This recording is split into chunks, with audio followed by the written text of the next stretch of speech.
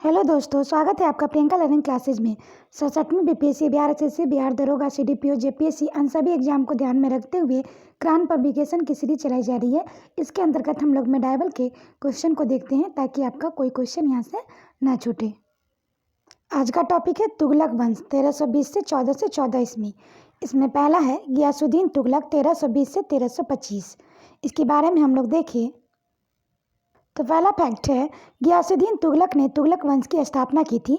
तुगलक किसी वंश का नाम नहीं था। गियासुद्दीन का नाम गाजी तुगलक अथवा गाजी बेग तुगलक था। इस कारण उसके उत्तराधिकारियों को भी तुगलक पुकारे जाने लगा।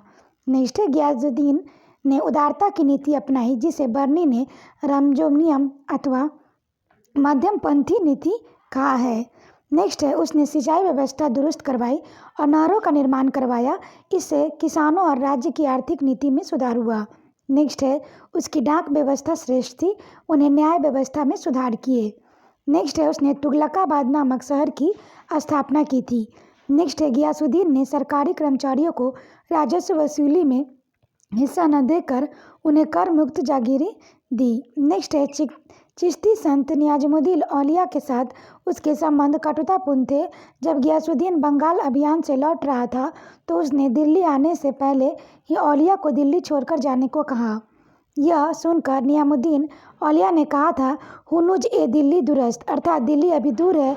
गियासुद्दीन अब अफगानपुर नामक गांव में विश्राम कर रहा था तो लकड़ी के महल की छत गिर जाने से उनकी मृत्यु हो गई।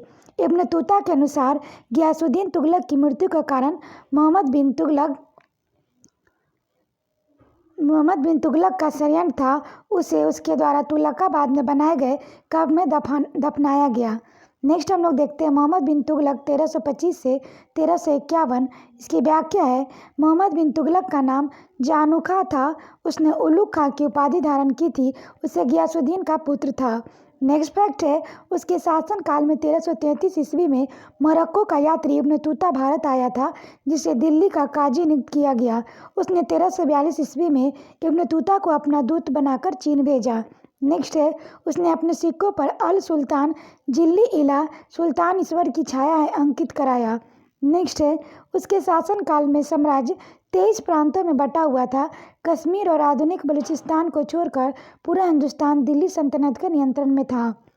नेक्स्ट हम लोग देखते हैं प्रशासनिक परिवर्तन, जिसमें पहला है वह दिल्ली का प्रथम सुल्तान था जिसने योग्यता के आधार पर पद देना आरंभ किया और भारतीय मुसलमानों एवं हिंदुओं को सम्मानित पद प्रदान किए।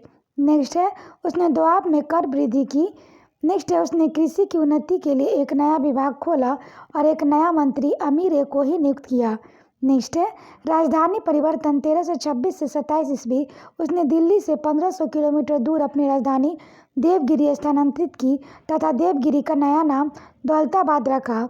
उसकी यह योजना असफल हुई जिससे प्रशासन तंत्र के साथ राजस्व का भारी नुकसान हुआ। नेक्स्ट है सांकेतिक मुद्रा 1329 से 30 ईस्वी। मोहम्मद तुगलक एक और असफल योजना थी जो प्रतीक मुद्रा का चलन आरंभ कराना। उस समय चांदी के सिक्कों को टंका और तांबे के सिक्कों को जीतल कहा जाता था। इंपॉर्टेंट फैक्ट है, यहाँ से ध्यान रखेंगे, क्वेश्चन एग्जाम में पूछता है। इस मुद्रा का चलन अंतर्राष्ट्रीय स्तर पर चांदी की कमी का सामना करने के लिए किया गया था। उसने तांबे और पीतल के सिक्के चलवाए। इससे पहले चीन में कुबलई खां के समय सांकेतिक मुद्रा का चलन सफलतापूर्वक किया गया था। नेक्स्ट है मोहम्मद तुगलक के अभियान। इसमें पहला है उसके काल में एकमात्र मंगोल आक्रमण 1328 से 29 ईस्वी में अलाउद्दीन तर्माशिरीन के नेतृत्व में हुआ था। दूसरा है मोहम्मद तुगलक ने खुरासान अफगानिस्तान को जीतने की योजना बनाई जो कार्य रूप में परिणत न की जा सकी और सुल्तान ने सेना में को भंग कर दिया। नेक्स्ट है मोहम्मद तुगलक ने 1337 से 38 ईस्वी में कुराचील अभियान किया जिसका उद्देश्य उन पहाड़ी राज्यों को अपनी अधीनता में लाना था जहां अधिकांश विद्रोहियों को शरण प्राप्त होती थी। वह स्थान आधुनिक हिमाचल प्रदेश में कुमाऊं जिले में था। इस आक्रमण से सुल्तान की सैन्य शक्ति दुर्बल हुई। नेक्स्ट हम लोग देखते हैं मोहम्मद बिन तुगलक के काल में प्रमुख विद्रोह, जिसमें पहला है गुलबर्गा के निकट सागर के जंगीदार बहाबुद्दीन गुस्सापक का विद्रोह। दूसरा मुल्तान ए सूबेदार बहरान आइफा उप किस्लू खां का विद्रोह। तीसरा 1337 से 28 में बंगाल का विद्रोह। चौथा सोनम और सामना गरा बीदर अवध के विद्रोह। 5 माह 1336 ईस्वी में विजयनगर का विद्रोह। 6 1347 ईस्वी में देवगिरी के विद्रोह और बहमनी राज्य का नींव। नेक्स्ट है, उसने नियाज़मुद्दीन औलिया के कब्र पर मकबरे का निर्माण करवाया था। उसने तुगलकाबाद के पास अलीदाबाद नामक दुर्ग बनवाया। नेक्स्ट हम लोग देखते हैं, उसने सतपला बांध और बिजली महल का भी निर्माण कराया था। इसकी मृत्यु एक विद्रोह के दमन के दौरान ठट्टा सिंध में मोहम्मद बिन तुगलक बीमार हो गया और 20 मार्च 1351 ईस्वी को इसकी मृत्यु हो गई। बयाउद्दीन बदायूनी के अनुसार सुल्तान को उसकी प्रजा को अपनी सुल्तान से मुक्ति मिल गई। ये बदायूनी का कथन था। इंपॉर्टेंट है, यहाँ से एग्जाम में पूछता है, इसे ध्यान रखेंगे।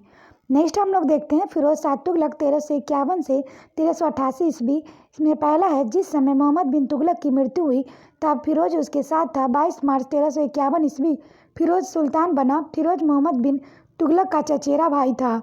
नेक्स्ट है, फिरोज का आंतरिक शासन। राजस्व व्यवस्था। फिरोज ने इस्लामी कानूनों के आधार पर केवल 4 कर लगाए थे: खराज, लगान, खम्स, युद्ध में लूटे गए धन का 1/5 भाग, जजिया हिंदुओं पर धार्मिक कर और ज़कात आय में 2.5% जो मुसलमानों से लिया जाता था उन्हीं के हित में व्यय किया जाता था। उसने 24 कष्टदायक करों को समाप्त किया। नेक्स्ट है, फिरोज ने हब्स ए सर्व नामक सिंचाई कर लगाया जो उपज का 1/10 भाग होता था। नेक्स्ट है, फिरोज ने तकावित ऋण माफ़ कर दिया। उसके समय लगान पैदावार का 1/5 भाग से 1/3 भाग था। उसने ससगनी नामक सिक्का चलाया। नेक्स्ट है, अफीफ के अनुसार सुल्तान ने अद्दा और बिक नामक तांबा और चांदी निर्मित सिक्का चलाया।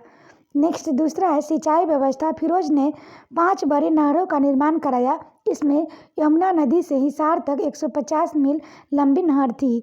उसने सिंचाई और यात्रियों की सुविधा के लिए 150 कुएं खुदवाए। नेक्स्ट है, नगर और सार्वजनिक निर्माण कर। फिरोज ने फतेहाबाद, हिसार, फिरोजपुर और फिरोजाबाद नगर बसाए। उसने दिल्ली में फिरोज शाह कोटला कहलाने वाला नगर बहुत पसंद था। नेक्स्ट हम लोग देखते हैं, उसने मोहम्मद बिन तुगलक जूना खां की याद में जौनपुर नगर की स्थापना की। इंपॉर्टेंट है, यहाँ से क्वेश्चन बनता है, ध्यान रखेंगे। फिरोज ने ताश, घड़ियाल और जलघरी का भी निर्माण कराया था। नेक्स्ट है, उसने अशोक के 2 स्तंभों को दिल्ली मंगाया। इनमें एक मेरठ और दूसरा टोपरा पंजाब से लाया गया था। नेक्स्ट फैक्ट है, फिरोज ने कुतुब मीनार की 4थी मंजिल के स्थान पर 2 और मंजिले का निर्माण कराया। इस प्रकार कुतुब मीनार अब 5 मंजिला बन गई है। नेक्स्ट हम लोग देखते हैं, परोपकारी कार्य। उसने दीवान ए खैरात विभाग स्थापित किया जो मुसलमान अनाथ स्त्रियों और विधवाओं की आर्थिक सहायता देता था। नेक्स्ट है, उसने दिल्ली के निकट एक खैराती अस्पताल दार उ सफ़ा स्थापित किया। नेक्स्ट है, फिरोज ने दीवान ए इस्ताह की स्थापना की जो मृत सैनिकों की आश्रितों को मदद देने में संबंधित था। नेक्स्ट है, इसने गुलामों के लिए एक पृथक विभाग दीवान ए बदगान बनाया। शिक्षा हम लोग देखें तो फिरोज विद्वानों का सम्मान करता था। उसके दरबार में बरनी एवं शमसे सिराज, अफीफ जैसे विद्वान निवास करते थे। प्रमुख पुस्तकें और लेखक है फतवा ए जहांदारी बरनी के द्वारा, तारीख ए फिरोज शाही बरनी, तारीख ए फिरोज शाही, शम ए सिराज अफीफ, फुतुहात ए फिरोज शाही, फिरोज शाह तुगलक आत्मकथा है। नेक्स्ट हम लोग देखें तो उसने ज्वालामुखी मंदिर के पुस्तकालय से प्राप्त 138 ग्रंथों में से कुछ का फारसी में अनुवाद कराया, जिसमें एक का नाम दियाले फिरोज शाही था और नक्षत्र विज्ञान से संबंधित था। नेक्स्ट हम लोग धार्मिक नीति देखें। फिरोज ने राज्य के शासन व्यवस्था में इस्लाम के कानूनों और उलेमा वर्ग को प्रधानता दी। नेक्स्ट है, वह सूफी संत बाबा फरीद का अनुयायी था। नेक्स्ट है, वह बहुसंख्यक हिंदुओं के प्रति कठोर था। फिरोज ने खलीफा से 2 बार अपने सुल्तान के पद से स्वीकृति ली और अपने को खलीफा का नायब पुकारा। अन्य तथ्य देखें, आधुनिक इतिहासकार एलिफिंटिस्टन ने फिरोज को सल्तनत युग का अकबर कहा। इंपॉर्टेंट है, ध्यान रखेंगे। नेक्स्ट है, फिरोज की मृत्यु सितंबर 1388 में हुई। नेक्स्ट है, नासिरुद्दीन मोहम्मद 1394 से 1412 ईस्वी। यह तुगलक वंश का अंतिम शासक था। उसका शासन दिल्ली तक ही सीमित था। इसके शासनकाल में मंगोर तैमूर लंग ने 1398 ईस्वी में भारत पर आक्रमण किया था। इंपॉर्टेंट फैक्ट है, ध्यान रखेंगे। नसीरुद्दीन की मृत्यु 1412 ईस्वी में हुई, जिसके बाद तुगलक वंश का शासन समाप्त हो गया। नेक्स्ट हम लोग देखते हैं 1412 ईस्वी में दौलत खां लोधी सुल्तान बना, परंतु खिलजी खां ने दिल्ली पर आक्रमण किया। उसे परास्त कर स्वयं 1414 ईस्वी में दिल्ली सिंहासन पर बैठकर एक नवीन राजवंश सैयद वंश की स्थापना की। आशा करते हैं आपको ये वीडियो पसंद आया होगा। वीडियो पसंद आए तो इसे लाइक करें, शेयर करें, साथ ही चैनल को सब्सक्राइब करें और वीडियो को 1-2 बार सुन लें ताकि आपका रिवीजन हो जाए, कोई क्वेश्चन यहाँ से ना छूटे। तो आज के लिए इतना है दोस्तों, फिर मिलते हैं नेक्स्ट वीडियो में। Thank you.